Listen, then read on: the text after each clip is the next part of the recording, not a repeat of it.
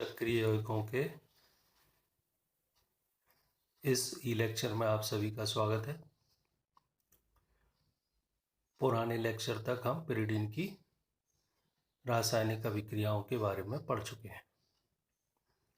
इसका last topic है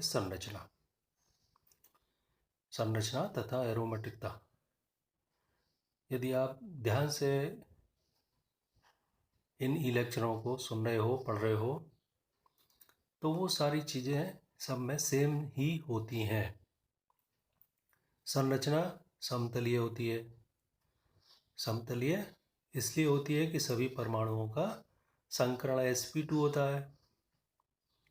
sp2 संकरण के बाद जो बचे हुए pz कक्षक होते हैं लंबवत, वलय के तल के लंबवत, वो सभी आपस में सहपार्श्वी अतिव्यापन कर सकते हैं और उनमें इलेक्ट्रॉनों का विस्थानीकृत इलेक्ट्रॉन अभ्र बन जाता है।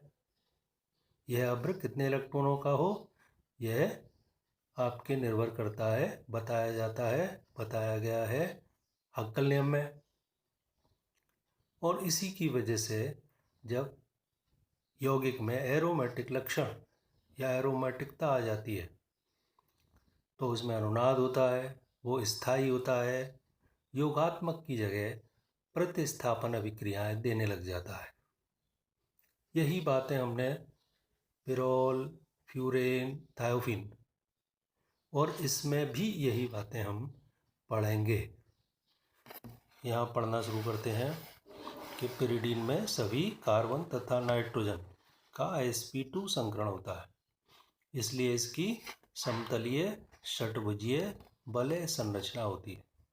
प्रत्येक कार्बन अपने sp2 संकरित कक्षकों द्वारा 3-3 सिग्मा बंध बना लेता है और नाइट्रोजन 2 सिग्मा बंध बनाता है और शेष तीसरे sp2 संकरित कक्षक में एकाकी इलेक्ट्रॉन युग्म पाया जाता है।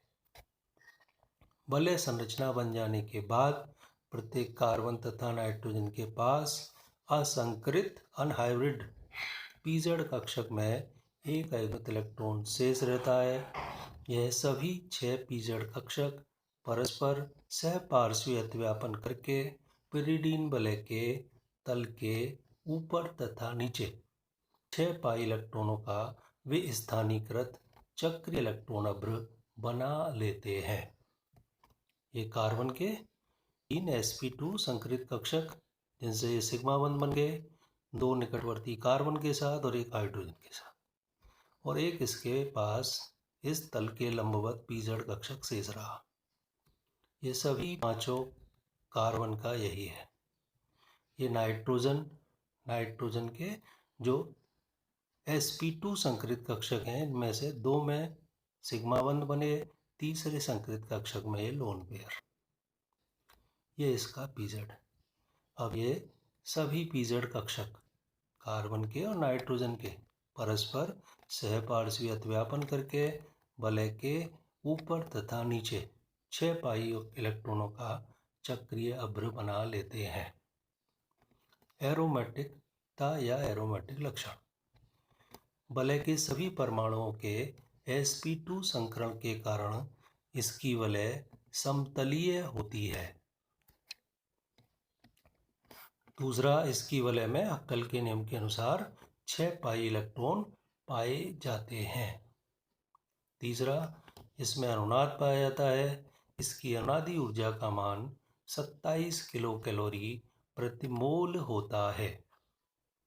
नंबर चौथा, अनुनाद के कारण ही इसमें सभी C बंध लंबाइयाँ एक समान 1.39 एंगस्ट्रम और दोनों C-N बंध लंबाइयाँ एक समान 1.37 एंगस्ट्रम की होती हैं। नंबर अगला पांचवा, यह योगात्मक क्रियाओं की जगह प्रतिस्थापन अभिक्रियाएं आसानी से देता है। अब ये जो अगला पॉइंट है छठा, ये थोड़ा बेंजीन से तुलना करके बताया गया है कि बेंजीन में हम जो 6 पाई इलेक्ट्रॉनों का चक्र होता है उसको इस तरह टूटे हुए गोले से अंदर बना देते हैं। तो क्या हम इस पिरिडीन में बना सकते हैं? नहीं बना सकते। कारण है इसकी वलय 6 पाई इलेक्ट्रॉनों का चक्रीय विस्थानीकृत अभ्र होता है। बेंजीन में यह अभ्र सममित होता है क्योंकि बेंजीन की वलय केवल कार्बन परमाणुओं से मिलकर बनी होती है। तो प्रत्येक कार्बन पे इलेक्ट्रॉन घनत्व इकाई होता है। लेकिन पिरिडीन में नाइट्रोजन क्या करता है, 6 पाई इलेक्ट्रॉन के घनत्व को ज़्यादा आकर्षित कर लेता है, 1.5 के करीब होता है, और यहाँ पे शेष कार्बन पे इकाई से कम होता है। तो इसलिए हम इस रूप में हम पिरिडीन को बेंजीन की तरह प्रदर्शित नहीं कर पाते। अब हमारे अगले कंपाउंड हैं